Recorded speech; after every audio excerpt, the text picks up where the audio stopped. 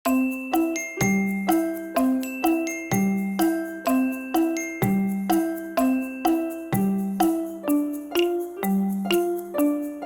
tími á tiltekt. Frábæru Systema geymsluboksin eru nú fáanleg í Netto. Skemmtilegt skipulag með snjöllum lausnum frá Systema. Netto. Kræsingar og kostakjör.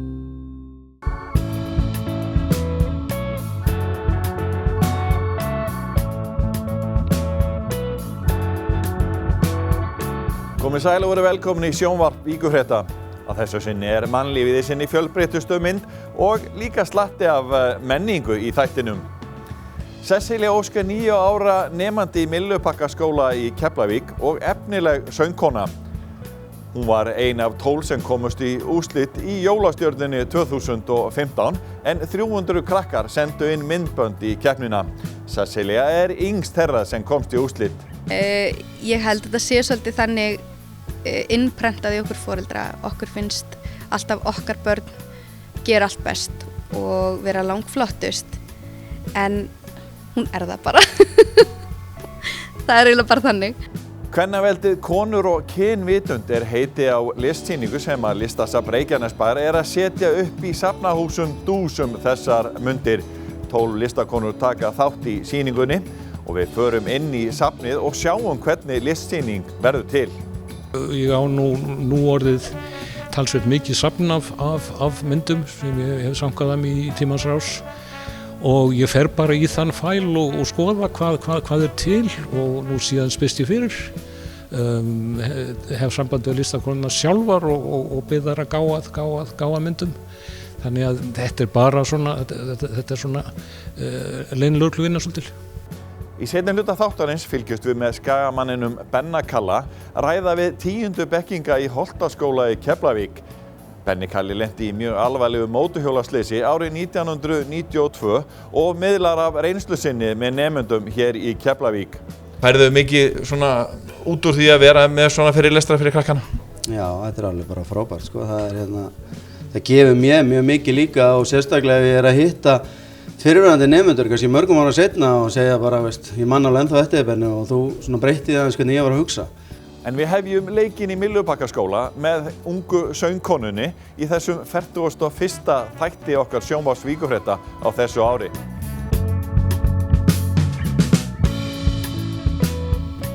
Sesselja Ósk Stefánsdóttir 9 ára stúlka á Reykjanesbæ sem komst á dögunum í úrslit í söngkeppninni Jólastjarnan 2015. 300 börn sendu inn myndband í keppnina í ár. 12 þeirra komist í úrslit og Sesselja þeirra yngst. Börnin koma svo fram á jólatónleikum Björgvins Halldórssonar í Laugardalshöll 12. desember. Sesselja byrjaði að syngja áður en hún lærði að tala og áður en hún lærði að ganga skreið hún ofta hljómflutningstækjum heimilisins og kveikti á og byrjaði að syngja með. Kristín Víum, mamma Sesselju, vinnur í hljómahöllinni í Reykjanesbæ og kemur Sesselja oft í heimsókn í vinnuna til mömmu sinnar og æfir sig að syngja í karókiklefa. Getur þú sagt mér hvernig það kom til að þú sendir umsókn fyrir hana í keppnina? Þetta var nú bara svona eitthvað sem ég heyrði í útvarpinu. Ég var búin að heyra nokkrar auglýsingar samt við jólastjörnina og gleymdi svo alltaf jafnóðum. Þangað til síðasta daginn að þá heyri ég að það loka frestur og ég í rauninni veit ekki þegar ég sendi inn myndbandi hvort að ég komin yfir þennan tiltekna tíma eða hvort að myndbandi náist. Hún vissi ekki af því að ég hefði sendt inn myndbandið, ekki hugmynd það og mamman ætlaði bara að fara að voða svona laumulega þessu öllu saman. En varð svo auðvitað tilkynna stelpunni þegar hún var valin í 12 manna úrslitin að hún yrði þessi í sjónvarpinu cirka 5-6 dögum eftir að við fengum póstinn. Þannig að já, þetta lukkaðist bara svona vel en við áttum alls ekki vona á þessu. Það að vera alveg hreinskilin með það. Það voru 300 myndbönd sem fóru þarna inn og 12 af þeim eru tekin og valin og hún syngur hérna fyrir dómnefndina. Þannig að þetta allt búið að vera á ævintýri eftir þetta. Og hún hefur mikla sönghæfileika, er það ekki? Jú, hún hefur það. Ég held að þetta sé svolítið þannig innprentað í okkur foreldra. Okkur finnst alltaf okkar börn gera allt best og vera langflottust. En hún það bara. Það eiginlega bara þannig. Hún rosa góð, hún ótrúlega hæfileikarík og það ofsalega gaman að fylgjast með henni vegna þess að þegar hún ætlar sér eitthvað bara raddlega þá gerur hún það bara. Það svolítið þannig. Og hvað tekur svo við hjá ykkur fram að tónleikunum? Ekki stífar æfingar? Jú, það eru æfingar. Það sem sé, tónleikarnir eru 12. desember og frá mánudegi og að laugadegi hún bara að æfa á hverjum degi frá 4 til 8. Þannig að það verður bara skull. Ég reyndar sleppi við það. Pappinn svo heppinn að vera í vaktafríi þessa vikuna og hann fær þann heiður aðnjótandi að fá að skuttla dömunni sinni þarna á hverjum degi inn í Laugardalshöll. Now I'm 4-5 seconds from Walden and we got 3 more days till Friday. I'm just trying to make it back home by Monday morning. I swear I wish somebody would tell me, oh, that's all I want. 4-5 seconds. Nú sendi mamma þín myndband að þér að syngja í keppnina og þú vissir ekki af því. Hvað hugsaður svo þegar hún sagði þér að þú hefði komist áfram? Ég var bara spennt og vissi ekki hvort þetta væri, hvort náðu að komast inn ég eða systir mín. Það var eina sem ég var að hugsa. Og hefur eitthvað tíma lært að syngja eða verið í kór? Nei. Ertu þá að æfa þig heima? Já. Og hvaða lög finnst þið skemmtilegast að syngja? Það fullt að lega. Geturðu nefnt kannski 1 eða 2? Masterpiece með Jessie J og Flashlight. En hvaða lag var þetta sem mamma henn sendi í keppnina? 4-5 seconds. Og ég frétti að væri stundum að æfa þig að syngja hérna í Hljómahöllinni. Gott að æfa sig hér? Já. Og hvernig það öðruvísi heldur en heima? Þá mikrofón hérna og þá líka hærra í tónlistinni og eitthvað. Hvernig var svo þegar þú fórst að syngja í sjónvarpinu síðustu helgi? Var það ekkert mál? Nei, þetta var bara skemmtilegt og þetta var svona ég var smá stressuð.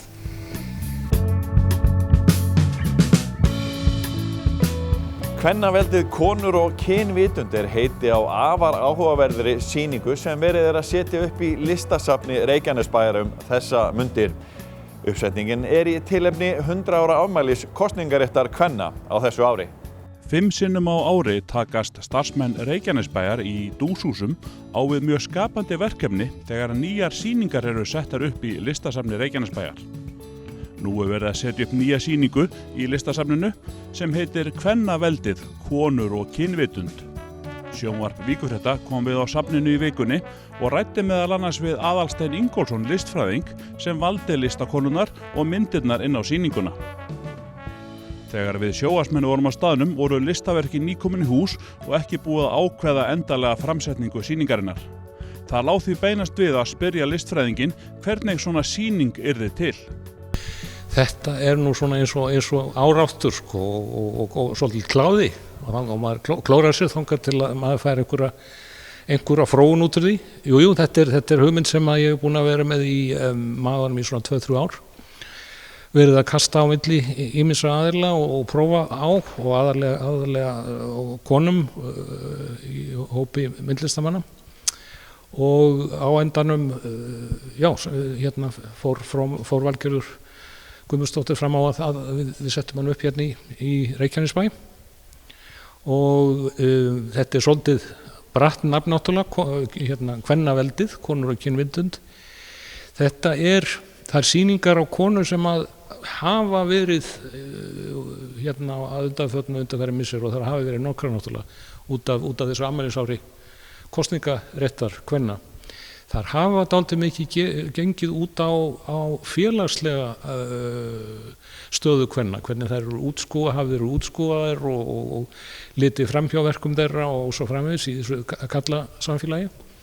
Þessi verk, það fór svona safnast að mér verk sem að sögðu eitthvað annað, það sem konur var að segja eitthvað annað og tala sjálfa sig og aðrar konur og þá sig sem konur, ekki endilega félagsveru, hvernig konum liði, hvernig það liði í sínum líkama og hvernig þeirra ástríður væri, hvernig þeirra samband væri við kalla og jafnvel börnin sín og formæður sína jafnvel. Þannig að út úr þeim pælingum kom svo þessi 12 kvenna hópur. Hvernig gekk að ná þessum 12 kvenna hópi saman? Það var, það gekk bara vel. Það sem gerist oft að verk fást ekki, maður búinn að finna verkin og þá fást þær kannski ekki af ýmsum ástæðum, jafnvel týnd. Nei, það minnsta málið.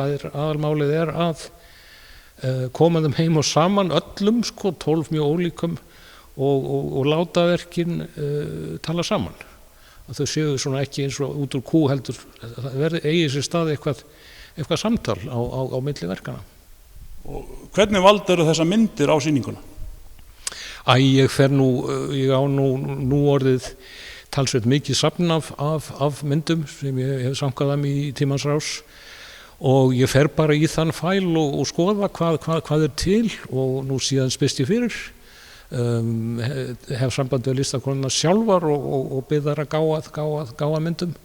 Þannig að þetta er bara svona, þetta er svona leynilögregluvinna svolítil. Hvernig er svo að raða saman þessum verkum inn í sýningarými? Það er alltaf mjög gaman. Fyrst þegar maður kemur þá veit maður eiginlega ekki hvort þetta kemur til með að ganga upp. Og svo líða nokkrir tímar og verkin fara svona að hvíslast á og tala saman og svo fer maður í burt og kemur aftur næsta dag. Þá er þetta eiginlega farið að taka á sig mynd. Segðu mér frá hugmyndinni og kannski undirbúningnum á bak við þessa sýningu. Já, þessi sýning er búin að vera í undirbúningi frá því í fyrra. Það við ákváðum í rauninni fyrir rúmu ári hvað við ætluðum að sýna núna. Og af því að þetta var árið þar sem við ætluðum að halda upp á 100 ára kosningaramali kvenna, þá höfum við verið svolítið uppteknar hér konurnar í menningarbransanum í Reykjanesbæ að halda svolítið upp á það ár. Og þetta er í rauninni síðasta verkefnið af nokkrum sem við unnum á þessu ári. Þetta er svolítið spennandi bara að sjá það ekki svona á síðustu metrunum sýninguna verða til. Jú, og á meðan hún er svona öll á gólfinu eins og núna þá hugsa maður guð minn góður verður þetta nokkuð tíma nokkuð. Svo er þetta alltaf svo frábært þegar búið er að setja þetta upp en það er náttúrulega ekki hver sem getur gert svona hluti og við erum náttúrulega ofsalega heppin að vera með flinkan sýningarstjóra Aðalstein Ingólfsson í verkefninu. Og þegar sýningin er komin upp þá getur sagt þér það að við erum alltaf jafn sorgbitin þegar sýningarnar eru teknar niður, jafnvel þó að næsta sýning verði ennþá betri að þá sjáum við alltaf eftir þeirri sýningu sem settur upp hverju sinni. Þið skiptu nokkur reglulega út sýningum í þessum sal? Já, við reynum að vera með í þessum sal að minnsta kosti 5 stórar sýningar á ári og það eru þá sýningar sem eru unnar eftir þessari sýningarstefnu. Og þessi sýning sem við opnum núna, hún á að standa núna fram í loki janúar. Því þetta er mikil vinna og í rauninni mikil kostnaður að koma upp svona verkefni. Þannig að það er gott að láta þetta standa svolítið lengi og þá er líka meiri tækifæri fyrir fólk að komast til að sjá. Styðjum öflugt atvinnulíf, menningu, mannlíf og íþróttir á Suðurnesjum.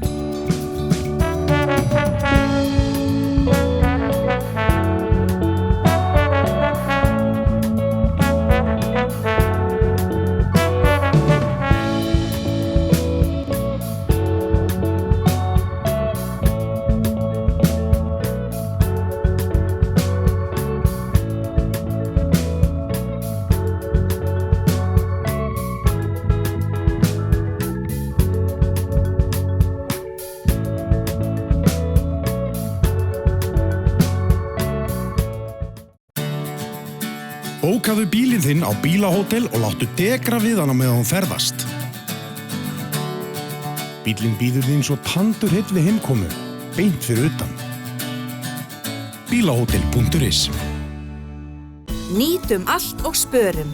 Nettó stuðlar að minni sóun og býður stigvaxandi afslátt af vörum sem nálgast síðasta söludag. Hugsum vel jörðina, við eigum bara eina. Nettó.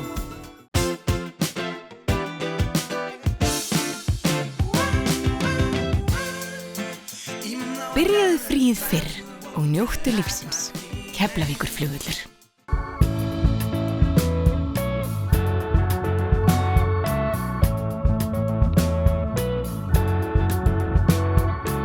Berent Karl Hafsteinsson eða Benni Kalli lenti í alvarlegu mótorhjólaslysi árið 1992 á Akranesi. Hann var að spyrna við félaga sína og var á yfir 200 km hraða þegar hann misti stjórn á hjólinu. Í slysinu kastaðist Benni Kalli langar leiðir og hafnaði í grjótgarði og úti í sjó. Í slysinu brotnaði 15 beina í líkamanum og tíma var honum vart hugalíf. Hann dvaldi lengi á sjúkrahúsi þar sem meðal annars þurfti að taka vinstri fót hans af rétt neðan við hné. Þrátt fyrir alvarlega áverka í slysinu þá skaddaðist mæna Benna Kalla ekki og það þakkar hann meðal annars réttum viðbrögðum félaga sinna á vettvangi slysins. Hann hafnaði út í sjó með marga brotna hryggjarliði og hálsliði. Félagi hans bjargaði honum frá drukknun en hélt honum í sjónum þar til sjúkraflutningsmenn komu á staðinn. Það talið hafa komið í veg fyrir að Benni Kalli hefði lamast. Endurhæfing Benna Kalla hefur tekið mörg ár og enn í dag segist hann vera nokkurs konar tilraunadýr varðandi gervifætur og fleira. Þá líður ekki sá dagur sem hann ekki með verki í líkamanum vegna þeirra áverka sem hann hlaut. Síðasta áratuginn hefur Benni Kalli miðlað lífsreynslu sinni og verið með umferðarforvarnir fyrir nemendur í 10. bekk í grunnskólum landsins. Þar brýnir hann fyrir unga fólkinu að fara varlega í umferðinni með reynslusögu sinni sem hann styður með fjölmörgum áhrifaríkum ljósmyndum. Benni Kalli hefur meðal annars heimsótt 10. bekkinga á Suðurnesjum og hafa þær heimsóknir verið í boði bæði HS Orku og Ísavía sem greiða laun Benna Kalla í átakinu hér suður með sjó. Við spurðum kappann hvað fyrirlestrarnir með skólakrökkunum væru að gefa honum. Færðu mikið svona út úr því að vera með svona fyrirlestra fyrir krakkana? Já, þetta alveg bara frábært sko. Það gefur mér mjög mikið líka og sérstaklega ef ég að hitta fyrirverandi nemendur kannski mörgum ára seinna og segja bara, ég man alveg ennþá eftir þér Benni og þú svona breytti aðeins hvernig ég var að hugsa. Og fyrra þá heimsótti ég 2000 eitthvað nemendur og ef bara einn af þeim sleppi við alvarleg slys þá það bara mission complete hjá mér. Auðvitað næ ég ekki til allra en vonandi fer þetta inn í einhvern, skilur, því það enginn að sinna þessum umferðarforvörnum eins og ég að gera. Það enginn sem hefur lent í einhverju alvarlegu slysi og á mikið af myndum og hlutum til að sýna krökkunum að því ef ég væri með fyrirlestur og væri ekki með neitt með mig til að bakka upp mína sögu, þá væri þetta allt öðruvísi. Þá myndi ég sennilega ekki ná eins vel til þeirra, sko. Þannig að ég spyr líka þá, hefur þú trú á því að þetta beri árangur, það sem þú vorst að gera?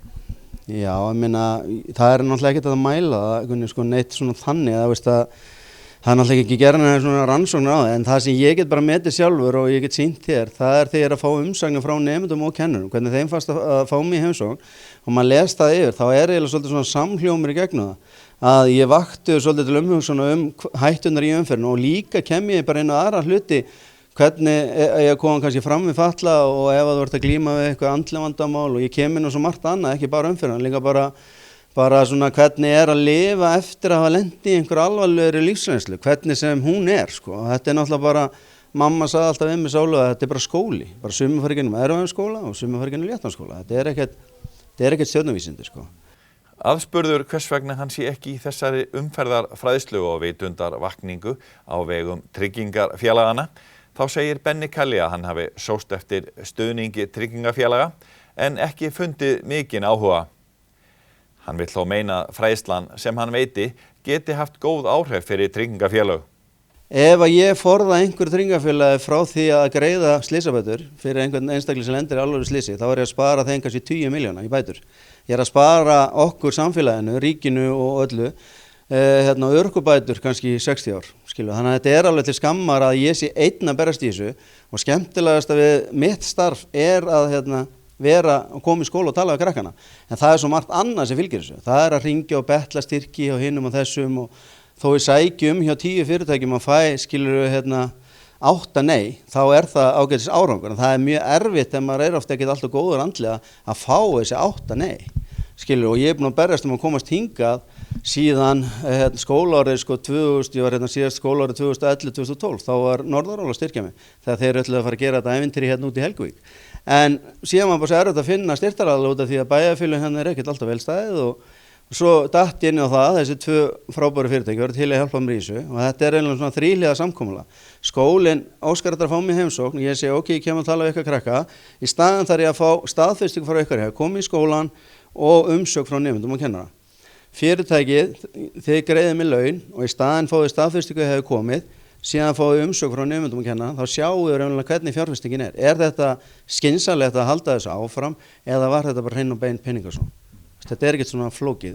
Að því mikið af öflugum fyrirtækjum að styrkja alls konar verðuð verkefni en vita síðan kannski ekkert hvernig það notað. Það engin eftirfylgni. Þess vegna vildi ég hafa þetta bara frá byrjun, klippt og skorið. Svona fær þú þetta, ég vinnu mína vinnu, fær mín laun og allir einhvern veginn með á hreinu hvað þeirra hlutverk sko.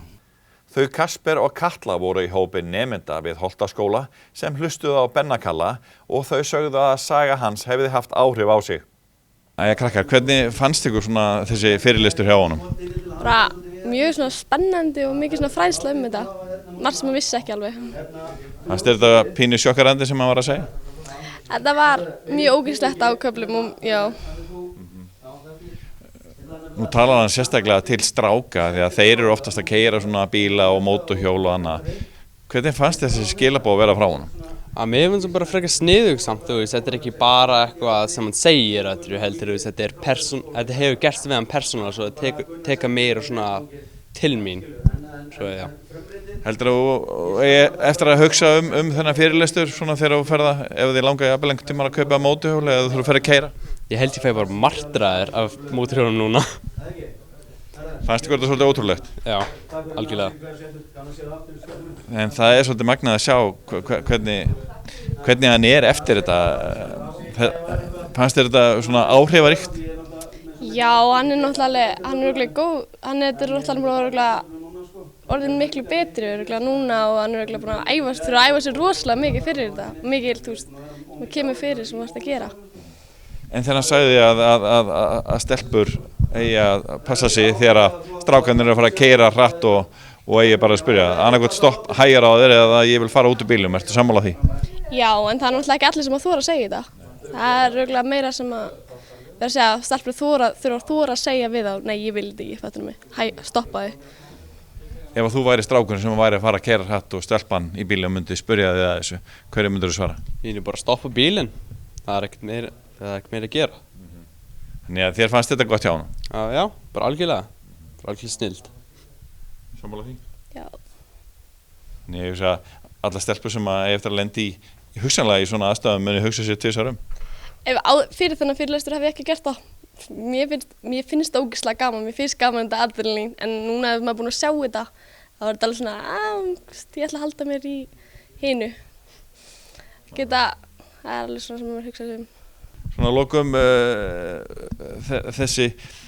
þessi gerfi búnaður allur sem að þú ert með frá Össur og svona hefur orðið mikil þróun í þessu? Já, alveg rosalega sko.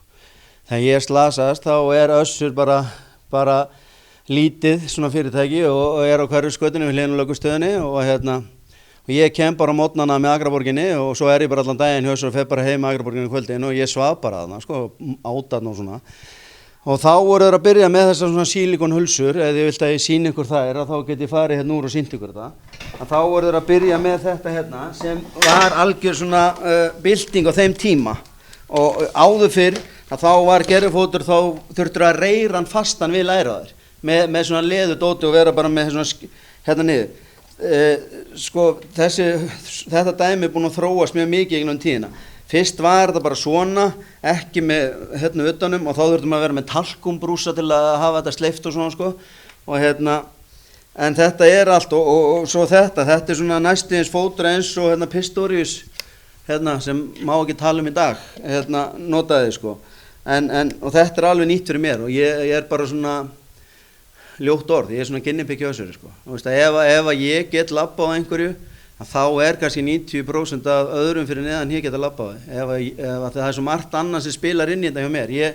Ég með ónýtt hné, ég með lítið stubb, ég með ónýtta mjöðm, ég með ónýtt bak, það svo margt sem svona leggst saman í það að sé erfiðar að smíða á mig en fyrir kannski Jón út í bæ sko. En þú ert brattur? Já, það þýðir ekkert annað sko og líka bara að ef maður hefur eitthvað verið stafni og maður finnst maður vera þáttakandi í þjóðfélaginu, ekki farþegi og það gefur mikið. Já, það gefur mikið sko að maður sé að borga skatta og allt þetta dæmi og maður sé ekki bara að þiggja að því sko veist, það er það mikið af öryrkjum sem gætu kannski gert meira en þeir gera, bæði það þeirra hugsun, skilur, og svo það líka þannig að það oft erfitt að fá starf sem hendar þér, skilur, annarkvort það bara hálfu dagur eða fullu dagur og þú kannski treystið bara til að vinna kannski 3 daga viku, hálfan daginn, þá það ekki til búið, í staðan fyrir að vera með 3 einstaklinga sem geta skipt þessu, veist, vera með 30% starf hvert, sko, að það svo margar hindranir í veginum, en það búið að laga til dæmis eitt, það var þannig fyrir nokkrum árum að þér var refsa fyrir að vera duglegur, það var bara dregið örorkubætur.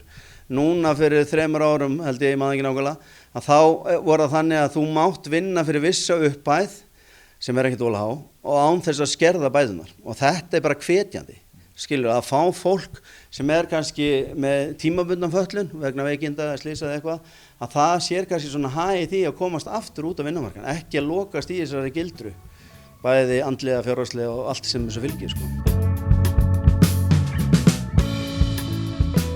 Leiðu við þökkum fyrir áhorfið minnum við á aðra fríska miðla Víkur frétta prent útgáfu en blaðið okkar kemur hérna út á Suðurnesjum á hverjum fimmtudegi. Víkurfrétta vefurinn vaff.is, við erum með nýjar fréttir alla daga vikunar og fyrir kylfingana á kylfingur.is. Þá hægt að sjá eitthvað af 100 eldri þáttum sjónvarps Víkurfrétta á YouTube rásinu okkar sem við notum en undir heitinu Sjónvarp Víkurfrétta. Við þakkum fyrir okkur og sjáumst á vikuliðinni. Verið sæl.